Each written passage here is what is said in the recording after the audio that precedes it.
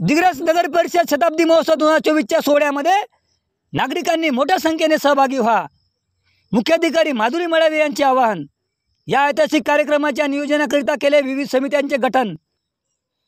या कार्यक्रमाचा उद्घाटन सोहळा जिजाऊ मंगल कार्यालय बापूनगर येथे रविवार दिनांक 7/7/2024 रोजी जिल्ह्याचे पालकमंत्री तथा महाराष्ट्र राज्याचे मृद व जलसंधारण मंत्री नामदार संजय राठोड यांच्या अध्यक्षतेखाली तर नवनिर्वाचित खासदार संजय देशमुख यांच्यासह जिल्हाधिकारी डॉक्टर पंकज आशिया, विभागीय उपायुक्त श्रीमती गीता वंजारी व सहायुक्त नगरपालिका प्रशासन यवतमाळ निलेश जाधव यांच्या विशेष उपस्थितीमध्ये होणार संपन्न।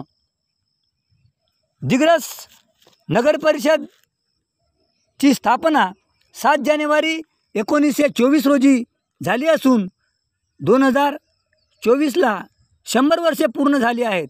या निमित्ताने नगर परिषद दिग्रसच्या मुख्याधिकारी यांनी शताब्दी महोत्सव 2024चे आयोजन केले आहे।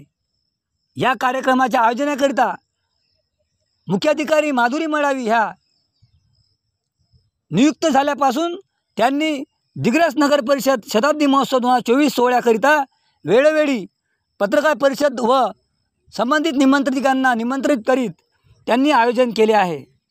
या कार्यक्रमाचा उद्घाटन सोहळा बापूनगर स्थित जिजाऊ मंगल कार्यालय येथे रविवार दिनांक 7/7/2024 रोजी सकाळी 11 वाजता जिल्ह्याचे पालकमंत्री तथा महाराष्ट्र राज्याचे मृद व जलसंधारण मंत्री नामदार संजय राठोड तसेच या कार्यक्रमाच्या विशेष उपस्थितीमध्ये खासदार संजय उत्तमराव देशमुख, जिल्हाधिकारी डॉक्टर पंकज आशिया, उपायुक्त अमरावती श्रीमती गीता वंजारी, जिल्हा सहायुक्त श्री निलेश जाधव यांच्या उपस्थितीमध्ये संपन्न होणार आहे।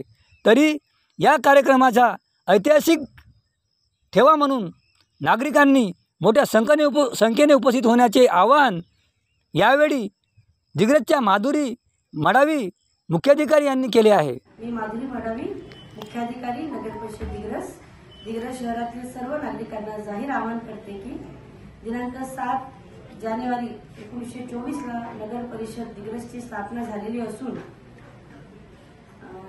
2024ला नगर परिषदेला 100 वर्ष पूर्ण झालेली आहेत। या निमित्ताने नगर परिषद दिग्रस स्थापना शताब्दी महोत्सव 2024चे आयोजन करीत आहे। या शताब्दी महोत्सवाचे उद्घाटन उद्या दिनांक 7 जुलै 2024ला सकाळी 11 वाजता जिजाऊ मंगल कार्यालय येथे करण्यात येणार आहे।